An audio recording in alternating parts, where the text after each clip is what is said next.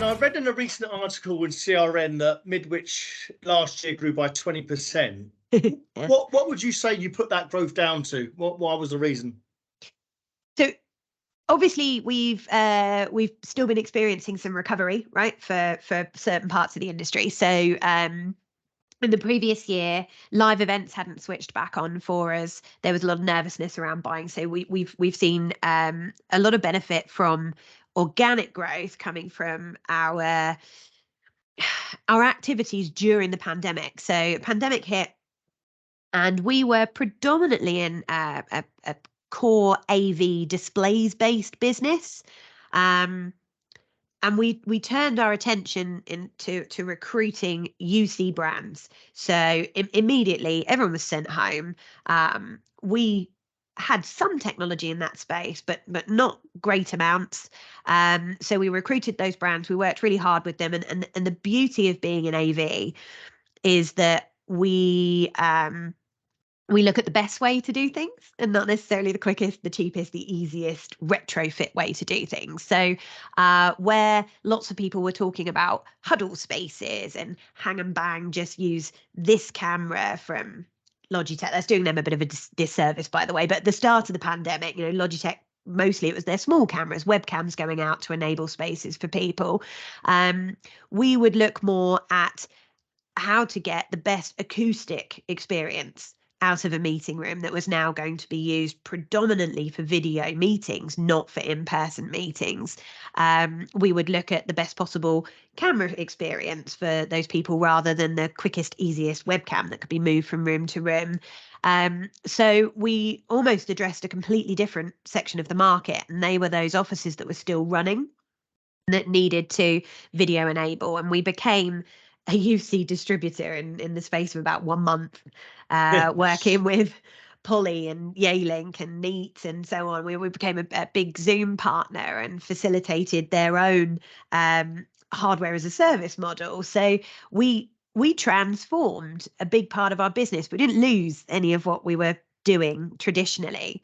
So it's been the combination of that, really, our newfound expertise and success as a, let's call it, workspace technology company, rather than sort of UC distributor. Doesn't feel like it does justice to what we do, because we're quite consultative in how we work. And then, what's continued is that strength of digital signage business. Now that the corporate market has completely switched back on, education returning and caring more about tech, right? Because they needed it. They were so reliant on it. And the schools and the universities that got it right quickly are now flying and really popular, and the others had to catch up. So that recovery has helped. Our newfound market and becoming a leader in that market has helped. And that 20% growth, that's organic. In addition to that, we had some quite large acquisitions last year as well, which has resulted in exponential growth to 1.2 billion. I think we'd hoped to hit the billion mark last year, so took it and carried on. But it's been great to experience, and we learn so much from the new companies that come on board as well, which give us other growth ideas. But I don't think it's going to slow down. I think that we've found a new niche, and we'll probably find another one soon too. Do you see the sort of the slower general economic conditions and the higher interest rates? Is that going to slow down expectations for Midwich or not? I'd say we are cautiously optimistic for this year. You can't ignore the sort of current economic climate, some of the geopolitical factors as well, in certain parts of the market. But my boss's boss always refers to the AV industry as being recession resilient, just based on our historical experience. A lot of our technologies are used in pretty mission critical setups. We don't really dabble in the consumer space. So most of what we're selling isn't a nice to have. It is quite an essential part. And whilst people may try to do things a different way or live without product, they eventually return back to, I do need the best possible experience. So how can I make that happen? And I guess AV is sort of the premium space of the workspace technology. Now, we've seen a lot of layoffs in the big tech companies. And I think that the majority of that is A, in the software space, but B, has come as a result of the overhiring. So we had the pandemic, and there's certain areas of comms tech that were booming, and they didn't have the staff to satisfy the demand. We had the chip shortage, which then meant that other companies were picking up business that perhaps typically wouldn't have been theirs. We still have massive supply chain disruption across the board, not just in the tech sector.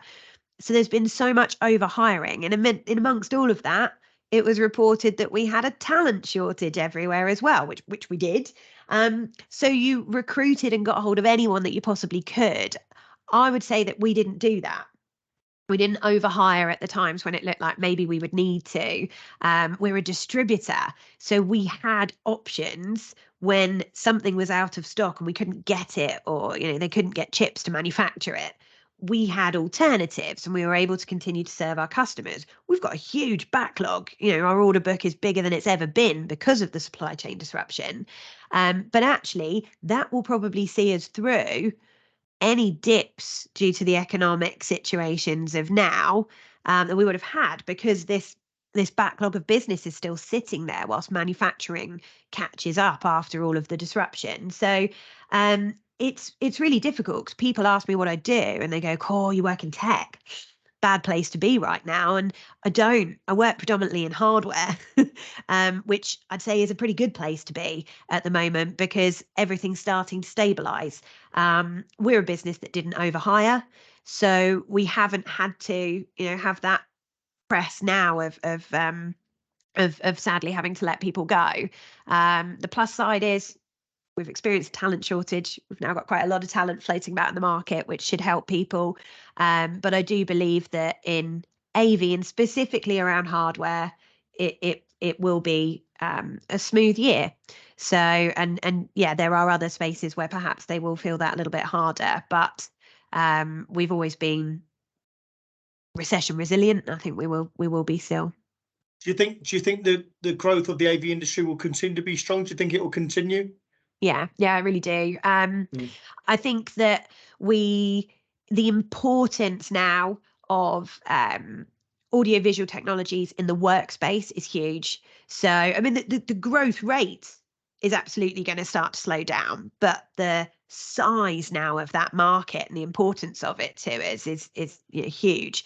And I think it will grow, but at a steady single digit sort of CAGR. But in addition to that, we've got lots of things that are changing. So live events are back, trade shows are back, all of these things are happening, and people are celebrating all over social media how great they are and booking the next one. But there's this extra element to them. So you've got their back, so that market switched back on in terms of their buying habits. And then there's this expectation that there's a virtual element to everything that happens as well. And that's us, that's AV, that's broadcast, that's what we do. So that's really exciting as well, that not only is the market switched back on and is now in recovery, it's got this added increased demand for new tech that it didn't used to dabble in, which just added revenue streams. So, I mean, it sounds dreadful to say it, but the pandemic has absolutely accelerated adoption of audiovisual technology across the board. And we're still playing catch up to meet that demand. So we're in a pretty privileged position. It's nice.